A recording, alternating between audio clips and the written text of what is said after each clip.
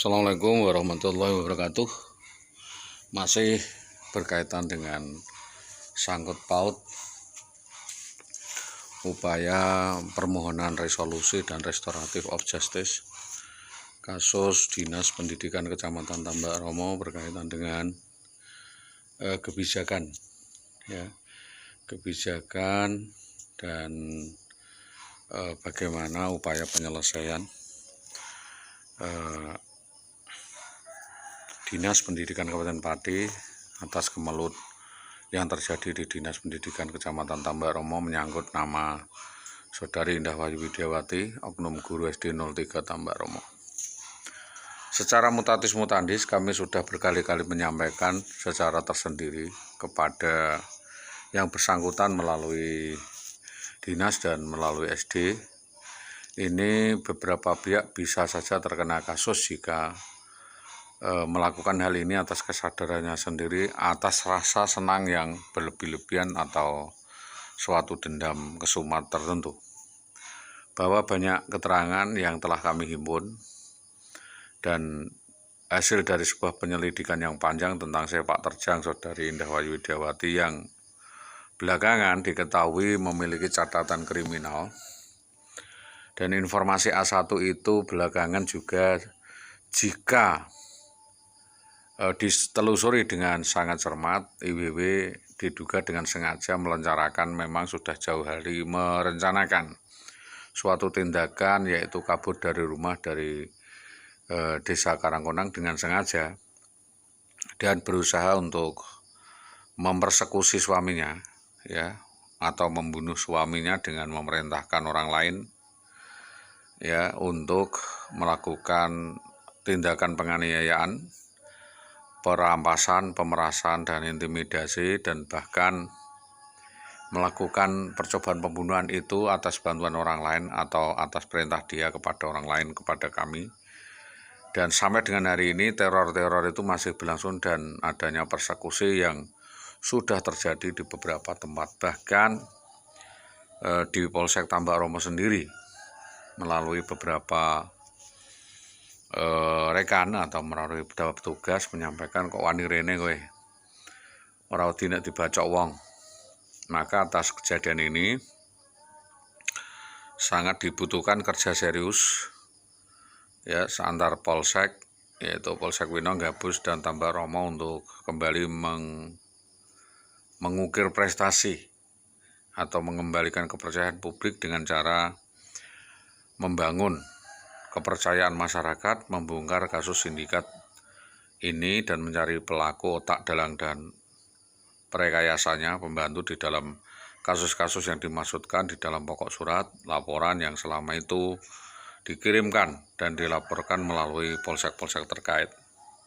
Pertama adalah berkaitan dengan unsur-unsur pidana yang dapat dijatuhkan kepada orang yang mengetahui atau telah dilakukannya suatu kejahatan dan masih adanya waktu untuk mencegah tangkal dengan sengaja tidak memberitahukan kepada yang berwajib. Jadi atas kejadian ini, jika saya tidak melakukan laporan atau memberitahukan kepada yang berwajib, saya nanti juga dikatakan suatu kesalahan lagi. Yang kedua adalah pertimbangan hukum berdasarkan akta kompromi. Kami mengharapkan ada suatu arbitrase atau settlement yang ditunjuk negara, atau secara lebih jelasnya adalah dilihat dalam Undang-Undang Nomor 1 Tahun 1950 yang mengatur tentang adanya tingkat perwasitan atau tingkat banding pusutan wasit dengan perwasitan, atau dengan demikian orang yang ditunjuk mengatasi sengketa itu, dalam hal ini sengketa lasak, pertama adalah punctum de compromitendo, yaitu klausa arbitrase yang tercantum dalam suatu nota perjanjian tertulis di para pihak. Jadi di situ ada nomenklatur atau klausa yang berbunyi tertentu. Yang kedua adalah akta kompromis, yaitu suatu perjanjian arbitrase tersendiri yang dibuat oleh para pihak setelah timbulnya sengketa, yaitu sebelum undang-undang arbitrase dibentuk atau diatur dalam pasal 615 sampai 651 RV atau Reglemen Acara Perdata. Ref indikator ya. Pada penjelasan pasal 3 ayat 1 Undang-Undang Nomor 14 tahun 1970 tentang pokok-pokok kekuasaan kehakiman menyebutkan bahwa penyelesaian di luar pengadilan dipatutkan atas dasar perdamaian atau perwasitan dibolehkan atau diperbolehkan. Maka arbitrase atau ad hoc sementara maupun arbitrase yang melalui badan permanen atau institusi itu dianjurkan. Di sini ad hoc dilaksanakan berdasarkan aturan-aturan yang dibentuk atau disengaja untuk tujuan alternatif penyelesaian perkara. Dan penawaran arbitrase itu adalah prosedur pelaksanaannya nanti disepakati oleh para pihak.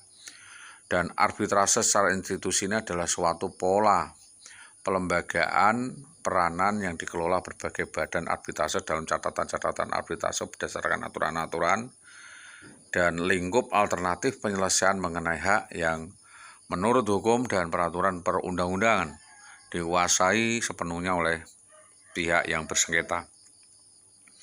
Bahwa kegiatan dalam bidang perdagangan, keuangan, perbankan, kepegawaian, hak milik tentunya dapat diarbitrasikan. Jadi dalam KUH Perdata buku 3 bab 18 pasal 151 sampai pasal 1854 51 sampai 54 diartikan arbitrase ini dijadikan solusi terbaik dari suatu nota perselisihan yang terjadi karena penyelesaian sengketa melalui wasit itu memiliki arti penting dibanding dengan pengadilan. Jadi pengadilan akan mempersulit, arbitrase bisa meringankan dan memudahkan. Menyelesaikan sengketa yang dapat dilaksanakan dengan cepat, di mana para wasit mampu membuat keputusan yang memuaskan para pihak. Putusan peradilan dalam wasit itu dirahasiakan sehingga umum tidak mengetahui tentang kelemahan-kelemahan yang ada di dalam arbitrase. Jadi ini kekuasaan antar kuasa. Jadi saya itu memberi kuasa, Saudari Indah Waidio itu menjadi PNS itu adalah suatu investasi dan negara dalam hal ini dinas menerima, maka kebijakan ada di kita. Proses putusan arbitrase diberikan kekuasaan pada arbiter yang diberikan kekuasaan kepadanya ya untuk memutuskan ya berdasarkan kebijakan yaitu aku et bonu yaitu pasal 631 RV. Putusan yang diambilnya harus menyebut nama, tempat, tanggal para pihak berikut amar putusan, dan atas dasar pertimbangan yang dipergunakan oleh para arbiter dalam putusan memuat tanggal, tempat di mana putusan ambil, ditandatangani dan disepakati oleh para arbitras. Dalam hal salah satu menolak atau menandatangani putusan tersebut agar putusan yang ditandatangani oleh semua pihak arbiter itu diketahui. Ada ya catatan dalam hal menolak. Pasal 632 jungto pasal 633 RV yang diketahui. Terus penyebutan tanggal dan tempat penting sekali karena terhitung 14 hari dari sejak putusan dikeluarkan, maka harus dilaksanakan. Putusan harus didaftarkan ke pengadilan negeri setempat, putusan arbitrase dapat dieksekusi ke pemerintah pengadilan tata usaha negara dari ketua pengadilan negeri.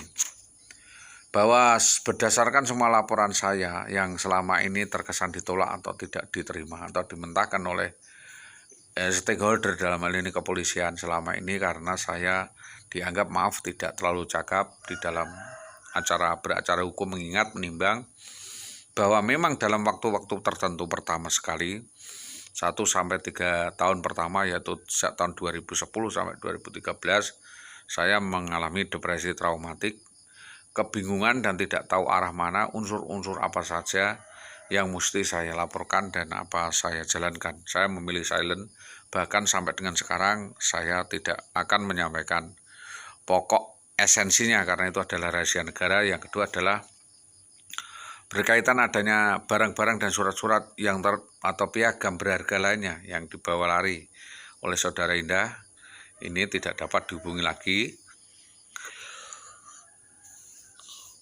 Jadi permasalahan etik ini tidak lain karena orang tersebut sulit untuk dihubungi lagi. Jadi pasca kejadian persekusi dan eksekusi di Jalan Mojolawaran Gabus pada 11/11/2011 itu Saudara Indah Bayu Widiawati hilang dan tidak bisa dihubungi lagi, dan kita sudah